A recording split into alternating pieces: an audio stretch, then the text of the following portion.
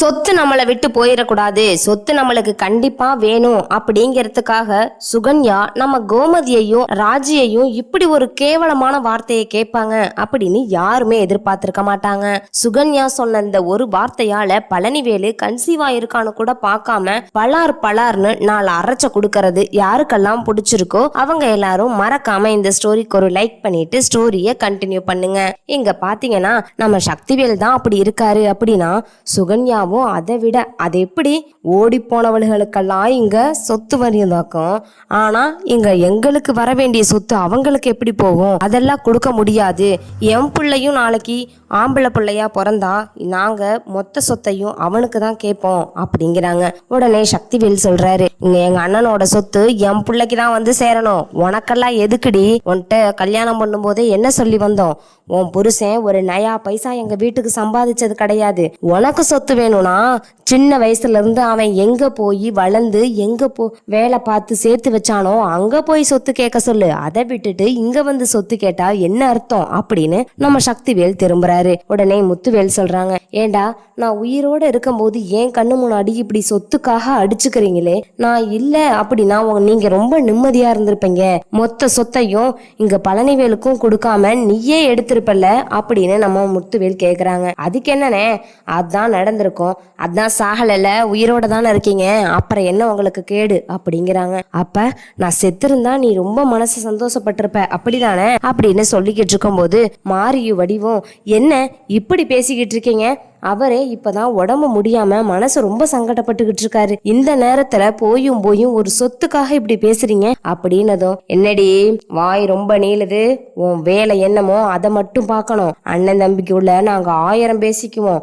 எங்க அண்ணனை பத்தி எனக்கு தெரியும், உன் வேலையை மட்டும் பாருடி அப்படின்னு சொல்லி திட்டுறாங்க. அதுக்கப்புறம் இவரு ரொம்பவே மனசு உடைஞ்சு போய் இவங்க கிட்ட என்னத்த பேசுறது, இதுக்கப்புறம் இவங்க கிட்ட பேசினா நம்ம தான் கேவலம் கிட்ட போய் நிக்கணும் அப்படின்னு சொல்லிட்டு ரொம்பவே அப்ப பாத்தீங்கன்னா நம்ம ராஜி இருந்துகிட்டு, அப்பா எனக்கு சொத்தே வேண்டான்னு சொல்றேன், ஆனா நீங்க கொடுக்குறீங்க அப்படிங்கிற அந்த ஒரு வார்த்தைக்காக தான் நான் வேணும்னு சொன்னேன் அப்படின்னு சொல்லிட்டு முத்துவேலை கூட்டிட்டு போறாங்க. நீங்க வாங்கப்பா, நான் உங்களை பாத்துக்கிறேன். இந்த சொத்து வேணாம் ஒன்னும் வேணாம், இந்த மொத்தத்தையும் நம்ம சித்தப்பாவுக்கு எழுதி கொடுத்துட்டு வாங்க அப்படின்னு சொன்னதுமேனு, என்னடி சொத்து வேண்டான்னு சொல்லி உங்க அப்பனை கூட்டிட்டு போனா கடைசி வரைக்கும் நான் எங்க அப்பனை பாத்துக்கிட்டேன், அதனால சொத்தை பிரிச்சு கொடுன்னு நீ கேட்டாலும் கேட்பேன். என் அண்ணனை என்கிட்டயே விட்டுட்டு போ, நானே பாத்துக்கிறேன் அப்படின்னு சக்திவேல் சொல்றாங்க.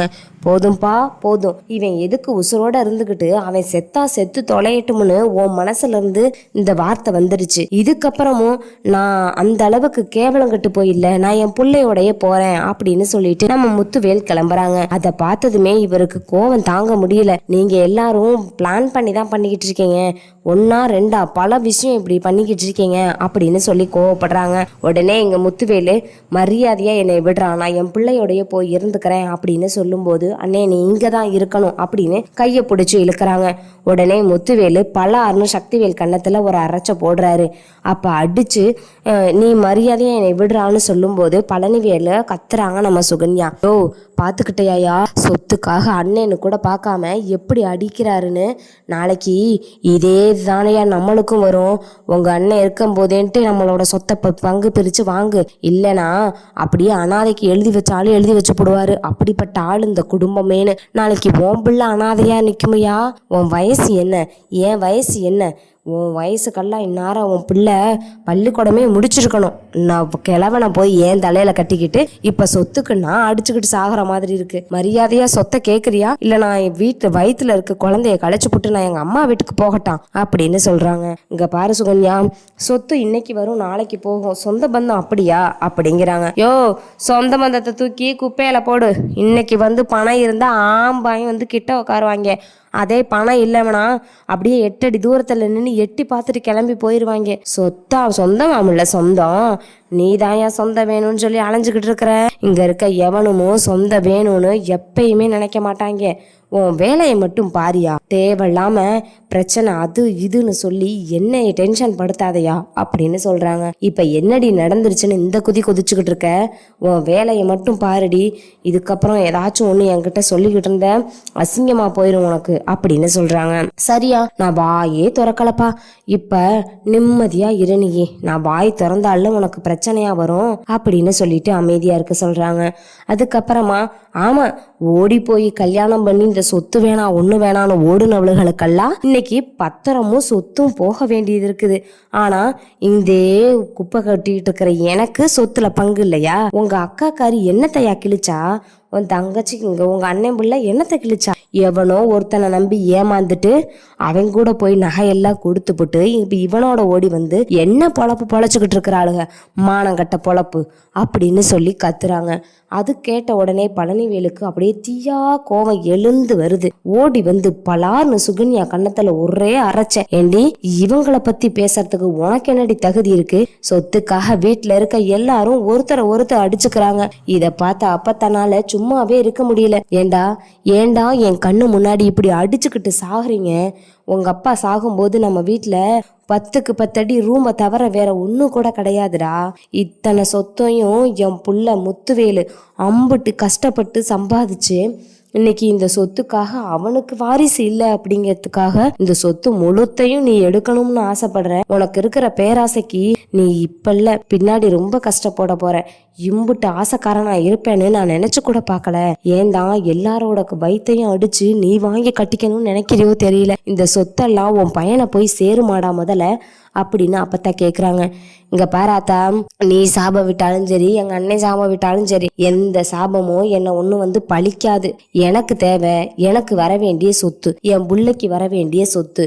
இவ புள்ளதான் சொத்து வேண்டான்னு போயிட்டான். அப்படி இருக்கும்போது ராஜிக்கு எதுக்காக சொத்து விடணும்? என் பிள்ளைக்கு தான் அண்ணனோட சொத்தையும் கொடுக்கணும். வேணும்னா பழனிவேலுக்கு இவளை கட்டிட்டு வந்த பாவத்துக்கு கொஞ்சமா கொடுக்கலாம் அப்படின்னு சொல்றாங்க. என்னையா பிச்சை போடுறியா நீ? இது என் மாமனாரோட சொத்து, அதனால எனக்கு இந்த சொத்துல பங்கு வேணும். என்ன பிச்சை போடுற மாதிரி சொல்லிட்டு இருக்க? மொத்த சொத்தையும் உன் பிள்ளை தின்னு ரொம்ப இதா இருக்கணும். பிள்ளைய முதல்ல உழைப்பாளியா வளர்த்துருக்கணும். அதை விட்டுட்டு இந்த சொத்து நம்மளுக்கு வரும், இந்த சொத்துல உட்காந்து நம்ம திங்கலாம் அப்படின்னு என்னைக்கு நீ பிள்ளைய வளர்த்தியோ அன்னையில இருந்தே உன் முழு சொத்தையும் வித்தாலும் நீ கடைசியில பிச்சை தாயா எடுக்கணும் அப்படின்னு நம்ம சக்தி வேலை பார்த்து சொல்லிக்கிட்டு இருக்காங்க. உடனே இங்க முத்துவேல் இருந்துகிட்டு, இப்போ உங்களுக்கு என்ன பிரச்சனை? வக்கீல வர சொல்லியிருக்கேன். வக்கீல் பார்த்து என்ன முடிவு எடுத்தாலோ அது எனக்கு ரொம்ப சந்தோஷம். அவர் எது எடுத்தாலும் சரி. நீங்க இப்படி அடிச்சுக்காம பாக்குறவங்க என்ன நினைப்பாங்க? இம்புட்டு சொத்து இருக்குது, இவங்க எதுக்கு அடிச்சுக்கிறாங்கன்னு கேவலமா நினைப்பாங்க. நீங்க கொஞ்சம் அமைதியா இருங்க. யாருக்கு எவ்வளவு சொத்து வரணும், என்ன பண்ணணும் அப்படின்னு எனக்கு தெரியும். நீங்க எல்லாம் இப்படி பேசிக்கிட்டு இருக்கிறனால சொத்து பிரச்சனைய நான் இதோட விட்டுருவேன். மொத்த சொத்து என் பேர்லயே இருக்கட்டும்னு நான் விட்டுருவேன். நான் இறந்ததுக்கு அப்புறம் யார் யாருக்கு எவ்வளவு சொத்து போகணும்னு அங்க லீகலாவே நம்ம பண்ணிக்கலாம். நீங்க ஒன்னும் யாரும் என்கிட்ட பேச தேவையில்ல. ஏதோ நம்மளுக்கு ஏதாச்சும் ஒன்று ஆயிடுச்சுன்னா சுத்தி முத்தி இருக்கவங்களாம் என்ன பண்ணுவாங்கன்னு நினைச்சு நான் உங்களுக்கு ஒரு நல்லது நடக்கட்டும்னு பண்ணுனா அதையே நீங்க பெருசா எடுத்துக்கிட்டு பிரச்சனையை பெருசுப்படுத்தணும்னு நினைச்சுக்கிட்டு இருக்கிறீங்க. அதனால மொத்த சொத்தும் என் பேர்லயே இருக்கட்டும் அப்படின்னு சொல்லி முத்துவேல் சொல்றாங்க. இப்ப சொன்னியப்பா முத்துவேலு, இது சரியானது. நீ கஷ்டப்பட்டு சம்பாதிச்ச இந்த சொத்து பூரா உன் பேர்ல இருக்கு. இதுக்காக நீ இவங்க கிட்ட எல்லாம் என்னத்தையா பேசிக்கிட்டு இருக்க? நீ முடிஞ்சா இரு, முடியலைன்னா இந்த சொத்து எப்படி சட்டப்பூர்வமா யாருக்கு போகணுமோ அவங்களுக்கு போகட்டும், நீ ஒன்றும் கவலைப்படாதையா அப்படின்னு நம்ம அப்பத்தா சொல்றாங்க. ஆத்தா, வில்லங்கத்தை நான் விலை கொடுத்து வாங்கவே தேவையில்ல, வீட்டில் வச்சுக்கிட்டே வில்லங்கத்தை தேடி அலையிறேன் பாரு அப்படின்னு நம்ம சக்திவேலு கோவப்படுறாரு.